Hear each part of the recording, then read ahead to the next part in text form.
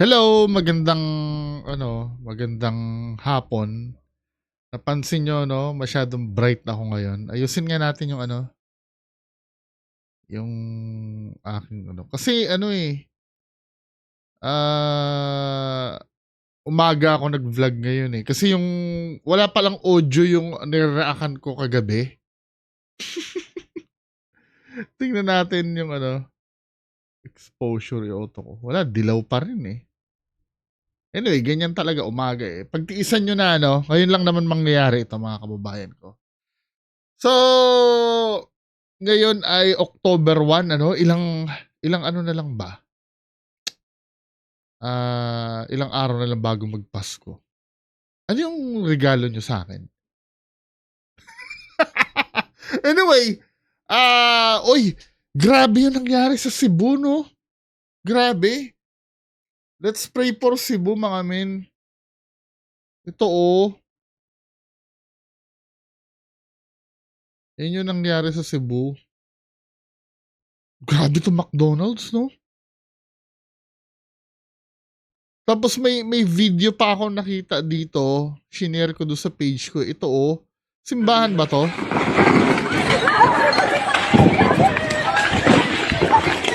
Grabe. Yawa. So meaning talagang malakas, ano? At marami pang footage ng Lindol. Meron pa sa aking sinende yung isa nating barkada sa Cebu, si Sir, anong name ni Sir? Hanapin ko nga yun. Grabe. Baka naman, way na naman ni God yan para ma-expose na naman yung mga substandard na project ng gobyerno. Ito si Sir Eric Amistad, merong shinare. May shinare sa atin na na footage. Grabe. So, tingnan natin to. Ano bang meron dito? Wala naman nakaka-predict kasi di katulad ng bagyo, hindi napipredict kung kailan mangyayari yan, eh. Maliban na lang kung si Rudy Baldwin ka, Jay Costura. I'm so sure may nagkalkal na naman ng hulat ng lindol, ano? Kaya hindi ko niya nang anak ko na sila nag-aabot kay kalakat na si Ateria. Kay niyara ko na siya gipalapitan nga pwede makitawag si tipred ko ng estudyante nga. Lawin na maraw. Ay, grabe. Gumagalaw, oh. Oh my God, Lord Jesus. Lang, naglinog lang. Lord Jesus Christ. Yes, makatras ka pa. Dili na. Itawag, balik ko. Lord Jesus Christ, Lord Jesus. Lord Jesus Christ. Lord. Lang, kusog ka ayo, ang linog lang. Lord Jesus. Ang nakakatakot niyan, baka bumigay yung tulay. Nandun. Sorry, hindi nyo pala nakikita. Kasi banda dito, no, umaandar pa sila. Yung rider. Jesus, no, oh my God, Lord Jesus. Napahawak na lang si kuya, no? Jesus Christ. Yes, makatras ka pa. Dili na. Itawag, balik ko. Lord Jesus Christ, Lord Jesus. Lord Jesus Christ. Lord. Lang, kusog ka ayo, ang linog lang. Lord Jesus. Relax. Lord Jesus Christ. Relax. Lord Jesus. Lord Jesus Christ. Lang, naglinog lang. Nakakatakot, ano? Lord Naapag yun ni sa bridge. Lord.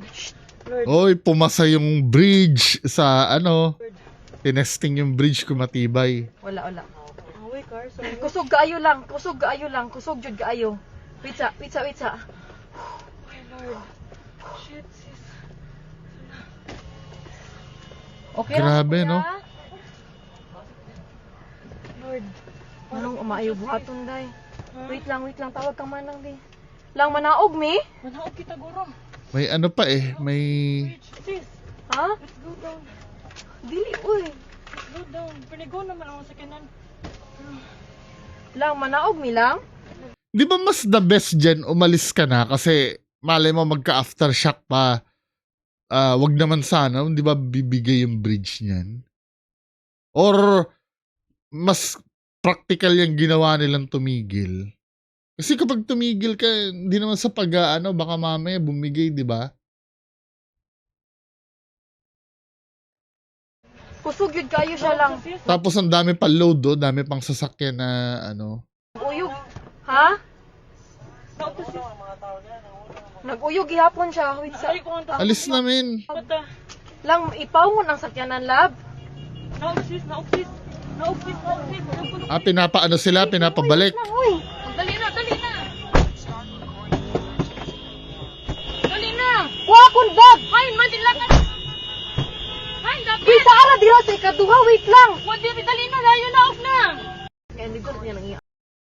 Kakatakot eh, no? Grabe.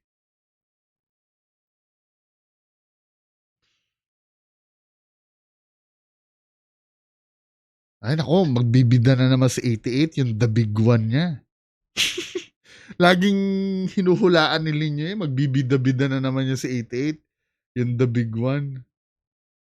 Anyway, next bago tayo doon sa main topic natin, ito yung susunod. May post dito, nakita ko.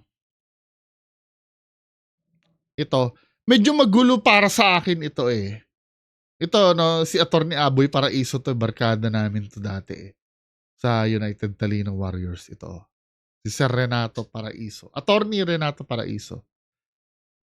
Sabi dito, tingnan, social media influencers na sina Sashna Laparan at Big Boy Cheng na nawagan sa kanilang kapwa influencers na itigil na ang pag-promote ng illegal online gambling. Sa akin medyo malabo ito eh. Kasi si Big Boy Cheng, di ba, nagpo-promote ito ng ng sugal. Di ba? Kaya lang, medyo tama ba na nasa gray area siya? Kasi, ang dinidiscourage nila, ang panawagan nila, yung illegal online gambling. Hindi yung online gambling mismo. I mean, sana muna i-explain muna nila paano namin malalaman na hindi illegal gambling yung pinopromote nila. Parang medyo malabo din kasi no. Kasi syempre hindi naman yung mga hindi naman alam kung legal o illegal yung inaano nila. Panoorin nga natin to. Pinag-aaralan ng Cybercrime Investigation and Coordinating Center ang pagsasampa ng kasong estafa laban sa mga influencer na tuloy pa rin sa pagpapromote ng illegal na online sugal. Saksi, si Maki Pulido. Nakakabahala, sabi ng CICC o Cybercrime Investigation and Coordinating Center na dahil sa social media influencers, mas nagiging talamak ang illegal online gambling. Sa datos mula sa kanilang Threat Monitoring Center, pinopromote ng 119 influencers ang illegal online gambling sa pamamagitan ng content creation, live streaming at referral link distribution.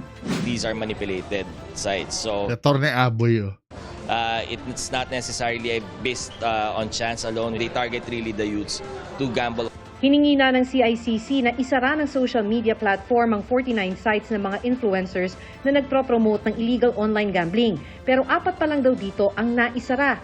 Ang mga hindi raw titigil, sabi ng CICC, kakasuhan nila ng estafa. Kailangan mapag-aralan kung ano ho yung mga sanctions na pwedeng ipataw dito sa mga platforms na hindi tumutugon doon sa mga legal naman na request ng ating gobyerno. May influencers din namang tumigil at ngayon hinihimok ang kapwa influencers na huwag nang mag-promote ng illegal online gambling. Lesson learned na rin po sa akin dahil ang dami So, aminado sila, illegal yung pinopromote nila. na rin talagang nalululong, lalo na yung mga minor. Masama talagang illegal site, maraming scammer, tumatanggap ng minor. So yun yung pinapaglaban natin ngayon. Sa monitoring Medyo malabo ko yung kay Big Boy Cheng. illegal online gambling websites, Hindi pa nga binubura ni Big Boy Cheng sa channel niya yung yung pagsusugal niya eh. Pero yung ba kay Big Boy Cheng, illegal ba yon? Kasi sa totoo lang, wala namang pinagkaiba kung legal o illegal. Parehas ka rin na malululong dun eh. Di ba? Ano bang advantage do sa illegal?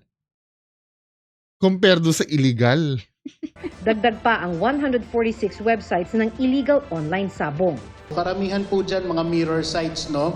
So kapag may nire-report po kasi kami na kapag take down po ang CICC ng illegal gambling sites, nakakabalik po kagad. Para sa GMA Integrated News, ako si Maki Pulido, ang inyong saksi. Pero kung ako pa rin ang tatanungin, lahat dapat yan iban eh. Kahit legal pa yan o illegal. Kasi alam mo ang nagiging bentahe ng online sugal, mapalegal man o illegal, sobrang accessible kasi niyan eh. Just imagine, magpa-cash in ka lang sa GCash mo, pwede na. Tsaka internet connection, pwede na. Yun kasi ang problema doon eh, yung ang dali niyang ma-access. Unlike ito, magiging mapanuri. Unlike yung mga traditional na sugal, yung let's say casino, 'di ba? Sa casino kasi syempre, kailangan pumorma ka pa doon, 'di ba? Kailangan pang pumunta ka doon. Syempre may guidelines pa doon sa casino. Yung online gambling na yan, wala eh. Basta may ka lang, may pang cash in ka lang eh. 'Di ba? Kahit sino ka pa, kahit saan ka nakatira or kahit nga minsan nagsi-CR ka, nasa toilet ka, pwede ka yung sobrang dali niyang ma-access, yun kasi ang problem doon sa online sugal. Kaya dapat talaga iban yan eh. Now, ang sasabihin naman, kahit iban mo yan, hindi naman mawawala yan eh. 'Di ba? Pa rin yan eh. Kahit na, at least na may batas na nagsasabi na bawal talaga yan. Ganon din naman sa drugs eh. Sa tingin mo ba kahit iban ang drugs natin, gawing illegal ang drugs natin, natitigil pa rin? Hindi pa rin naman natitigil magbenta ng drugs eh. Diba? At least may mahuhuli ka pagka may natsyempohan kang nagda-drugs or nagbebenta ng drugs. Diba? Dahil kung ganyan ang logic natin, na sasabihin nung iba, kahit gawin mong illegal yan, mag-ooperate pa rin yan. O ganun din, illegal na rin natin ang drugs. Diba? Illegal na natin ang shabu. Ganun naman pala eh. May mag-ooperate pa rin naman pala eh. Kahit na ipagbawal mo eh.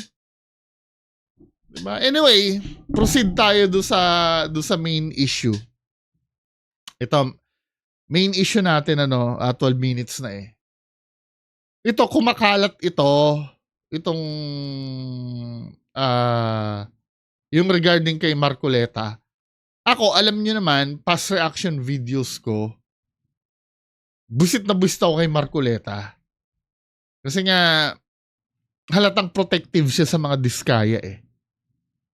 So, hindi niyo masasabi na, kasi dala na akong magkomentaryo ng ganito eh. Kasi sometimes pag, syempre, kaalyado ni Duterte, sabihin, pro-dutae ka. Hindi. Sometimes kasi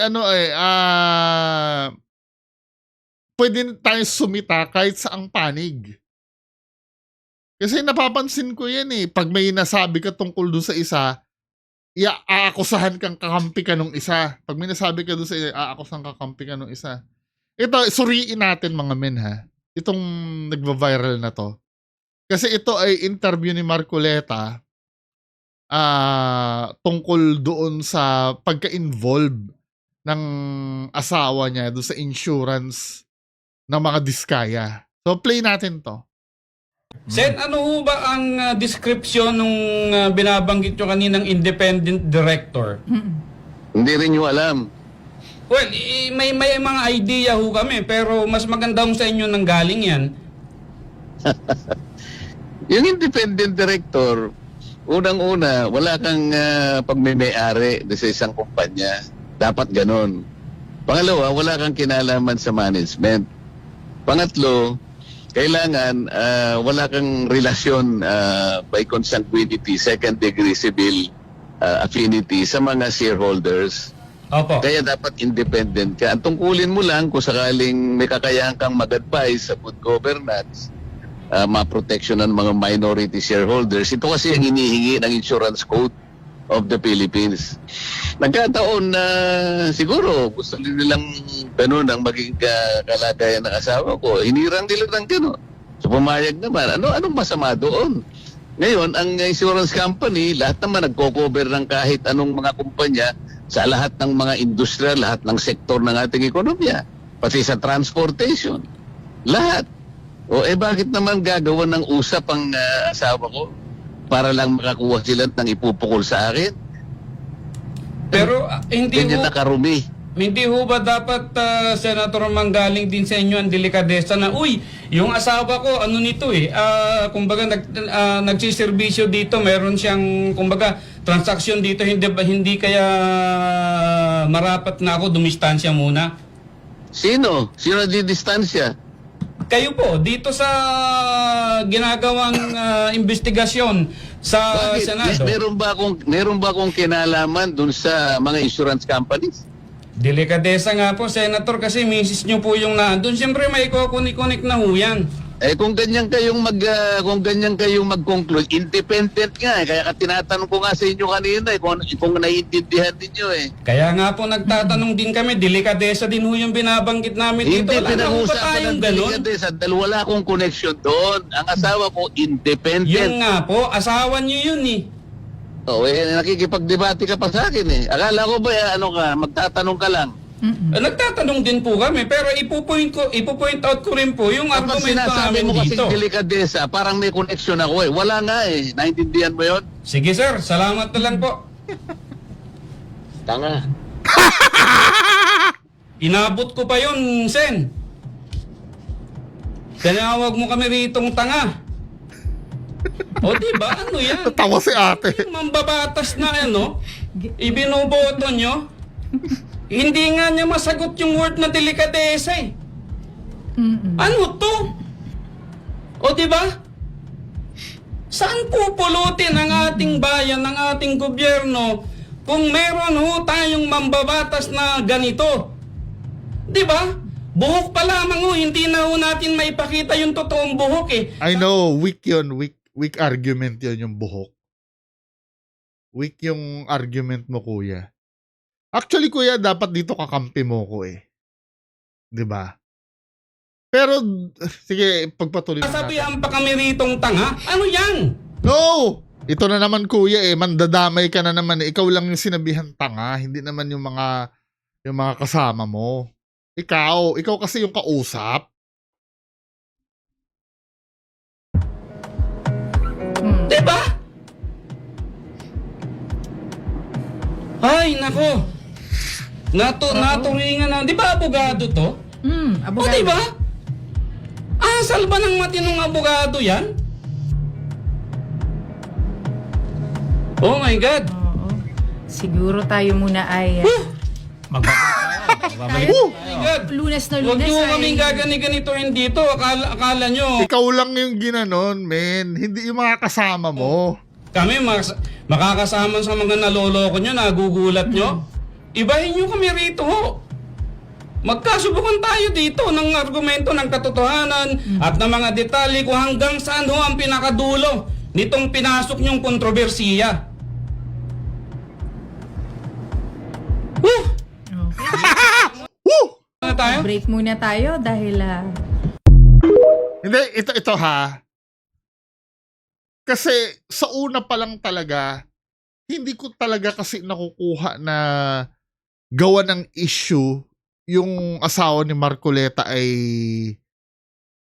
may conflict of interest. Kasi ano siya doon independent director I mean, hindi, maliban na lang pwede siguro patunayan natin na yung asawa mismo ni Marcoleta ang nakipag-transact sa mga diskaya. Yun siguro. Medyo pa yun ha. Medyo pwede pa. Pero kung dahil lang siya ay isang kahit pa sabihin mo, wag na natin sabing independent let's say talagang bahagi siya nung insurance company. I believe Stronghold yata ito bahagi siya ng insurance company na wag na natin sabihin independent kasi depensa ni Marcoleta independent something daw eh. Director, independent director. Let's see, sabihin na natin part na siya ng ng Stronghold na insurance. At naging client, it so happen na naging kliyente nila si Diskaya. I think walang bearing. 'Di ba? Kasi kung may bearing yon kay Lacson pa lang, nasilip na rin yun eh. Sa expose ni Lacson. Hindi ko talaga ma-process kahit ako din nag-struggle din kasi ako mapin down si Marcoleta din. Tsaka yung makikipag-argument ka sir sa isang abogado, mahirap 'yan. Kahit pa sabihin mong mali yung abogado yun eh. Ito kasi nakikita kong mali dito sa banat mo sir ha. Kakampi mo ko. Anti-Marcoleta din ako. Kaya lang ang problema kasi Sen, dito. ano ba ang description nung binabanggit nyo kaninang independent director? Tinatanong nyo, ano yung description ng independent director? Tinatanong nyo si Marcoleta. Ngayon, nag-explain si Marcoleta kung ano yung tinatanong mo. Ang nakita ko kasi dito, halatang hindi naman kayo nakikinig. Nagsi-cellphone ka pa eh. Wala kang kinalaman sa management. Tama. Ay consanguinity, affinity. Halatang hindi rin kayo interesado sa paliwanag ni Marcoleta. Holders. Opo. Kaya dapat independent ka. Magsi-cellphone kayo, lahat kayo dyan. Magsi-check kayo ng cellphone lahat. Sa good governance. O, di ba? Protection ng mga lahat kayo, hindi kayo interesado sa sagot ni Marcoleta eh. Parang tinanong nyo si Marcoleta ngayon, then prepared na kayo na birahin siya tungkol sa delikadesa. Dapat anong nangyari ganito? Hindi ako professional pero bilang listener, dapat ang gawin nyo muna, ipin down nyo muna si Marcoleta. Ipa-admit nyo muna na may mali na yung asawa niya ay part ng isang insurance company na kliyente ang mga Diskaya. I-establish nyo munang mali yun. Pag nalaman pag galing na mismo kay Marcoleta na mali yung pagiging involved ng asawa niya doon sa insurance ng mga Diskaya, saka banatan nyo ng delikadesa ngayon. O alam nyo naman pala na ang asawa nyo dyan eh. Sangkot pala asawa nyo dyan eh. Bakit hindi kayo hindi nyo ba naiisip yun na konektado? Kung tutuusin kasi, sa nakikita ako, talagang wala. Parang ganito, no? Bibigyan ko kayo ng analogy. Let's say, ako si Marcoleta. Yung asawa ko ay, ng manager ng Jollibee.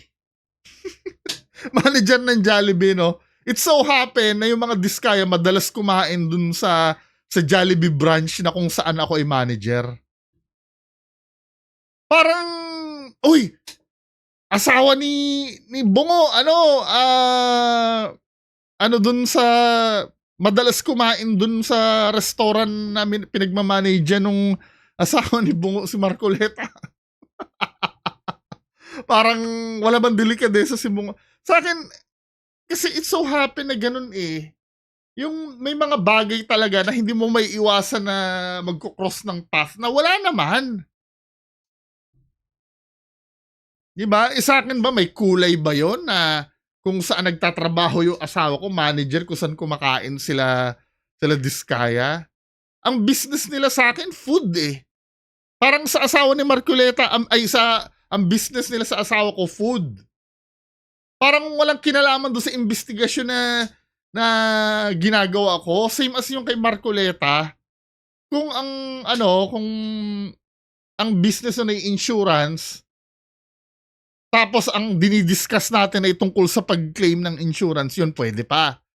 Pero yung mga contract ang pinasok nung asawa tungkol dun sa mga flood control, tapos nakita mo, dahil insurance yung asawa ni dos. Hindi eh, parang pinilit eh. Hindi siya Pwede yan siguro kung ang anomalya ay tungkol sa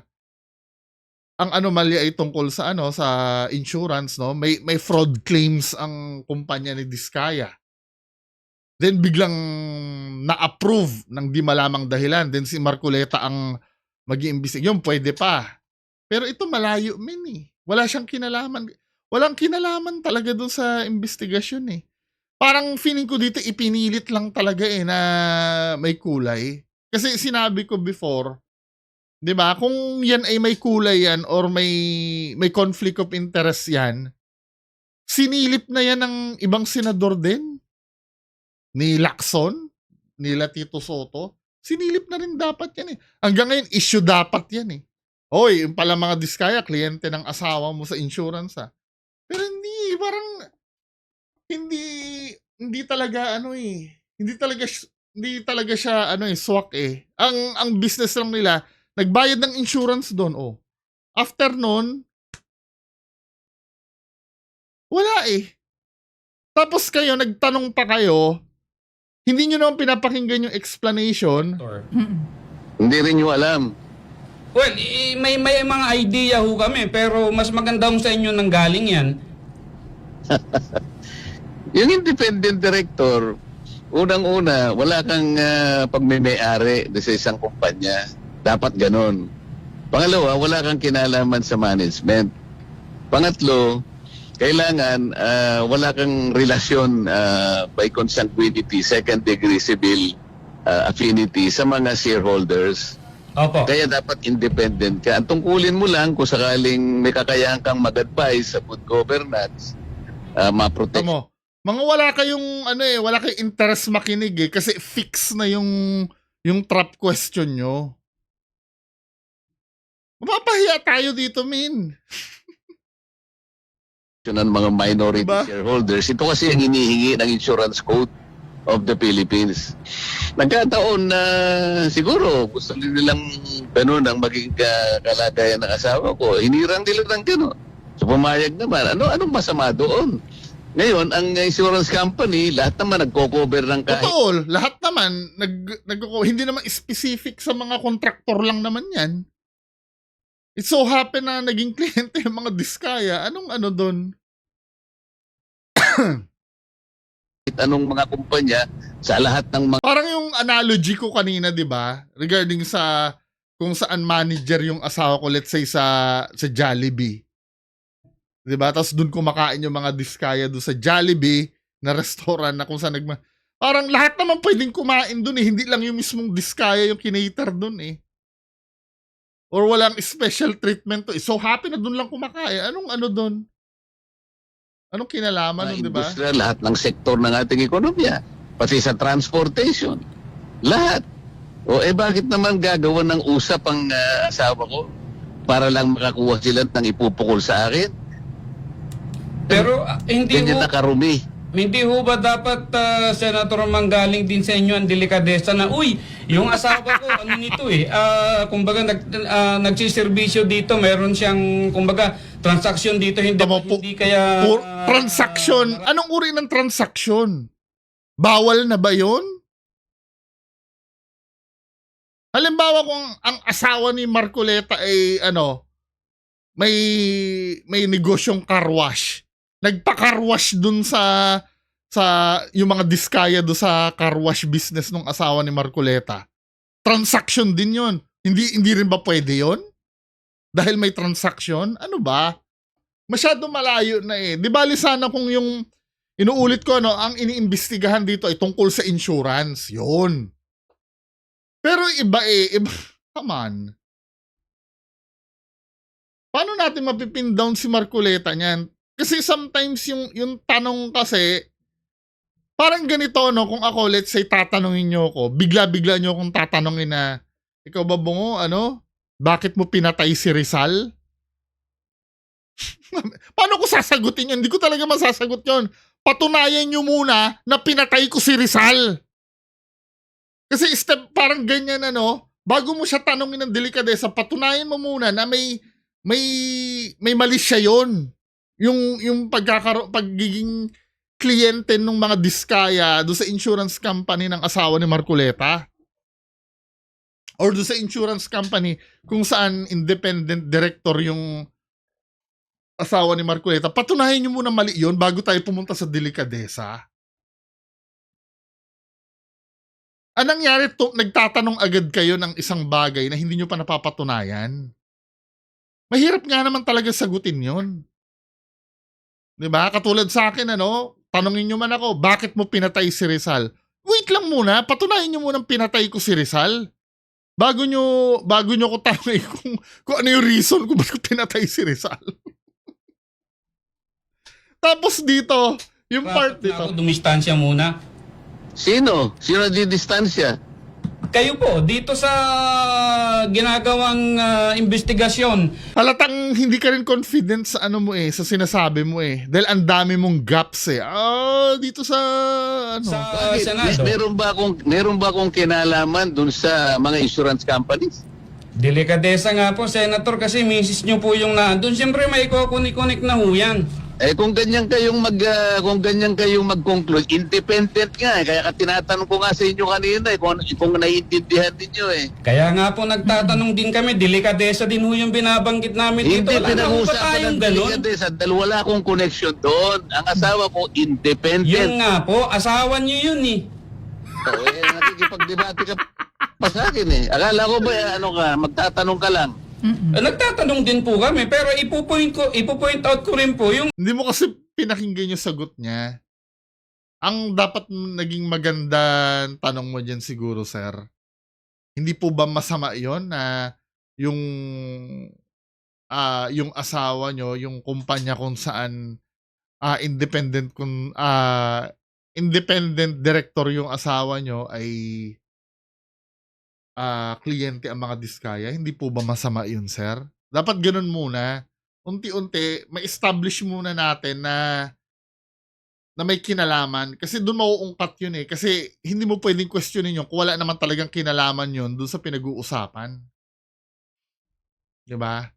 yung Kapag argumento sinasabi namin mo kasi dito. delikadesa, parang may connection ako Wala nga Naintindihan mo yun? Sige sir, salamat na lang po. Tanga. Oh! Inabot ko pa yun, Sen. Tinawag mo kami ritong tanga. Tapos meron ka pang sinabi dito na wala sa hulog min O diba, ano yan? Yan ba yung mambabatas na ibinoboto nyo? Hindi nga niya masagot yung word na delikadesa Ano to? O diba? Saan pupulutin ang ating bayan, ang ating gobyerno kung meron ho tayong mambabatas na ganito? Di ba?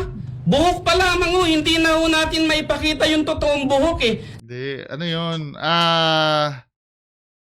Olats ka dun, men. Huwag mong idadama yung buhok na yun. Paano kung hindi niya itsura mo? Nasabihan kang tanga, base kasi doon sa interaction nyo. Doon tayo mag-stake. Pero kung paano kung ikaw laitin din yung mo, ibang na yun yung buhok, wala nang kinalaman yun sa niya yun karapatan niya, let's say panot siya karapatan niya yung hindi naman illegal magpiloka hindi mo dapat sisitahin yun. 'Di ba? Parang ikaw, let's say hindi namin makita ang totoong katawan mo, ba't ka nagdamit?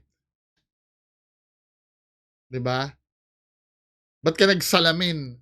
Hindi, personal mo yun Wala namang kasalanan doon kung magpilo ka siya o hindi 'Di ba? Sasabihan pa kami ritong tanga? Ano yan? Tsaka hindi kayo ang sinabihan, ikaw lang. Dadamay ka pa Yan! Diba? Ay, nako. Naturingan na. Di ba abogado to? Abogado. O diba? Asal ba ng matinong abogado yan? Hindi makapagsalita dalawang kasama niya Siguro tayo muna ay... Magbabalik tayo. Magbabalik muna tayo. Lunes na Huwag lunes nyo ay... kaming gagani-ganitoin dito. Hindi maka-eksena Kami makakasama sa mga naloloko nyo, nagugulat nyo. Ibahin nyo kami rito ho. Magkasubukan tayo dito ng argumento ng katotohanan at ng mga detalye kung hanggang saan ho ang pinakadulo nitong pinasok nyong kontrobersiya. Sige nga, break muna tayo. Break muna tayo dahil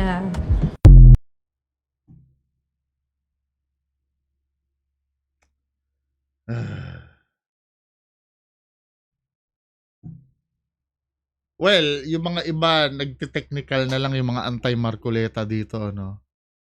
Yung, ang public officials po natin ay pinapasahod natin gamit ang binabayaran nating buwis. Hindi po tama na taong pinapasahod mo itawagin kang tanga.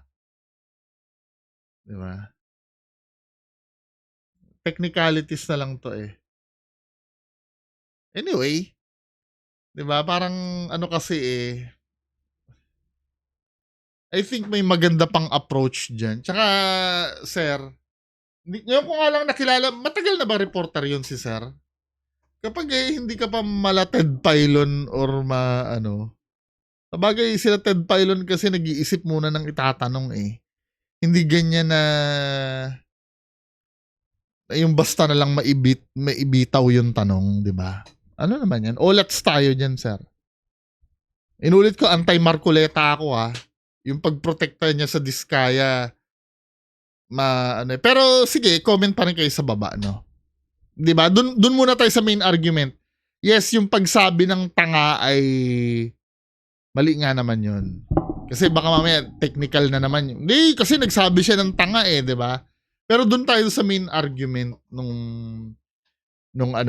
usapin, 'di ba? Paki-comment sa baba ha, babasahin ko po. Magandang hapon sa inyo lahat. Bye-bye.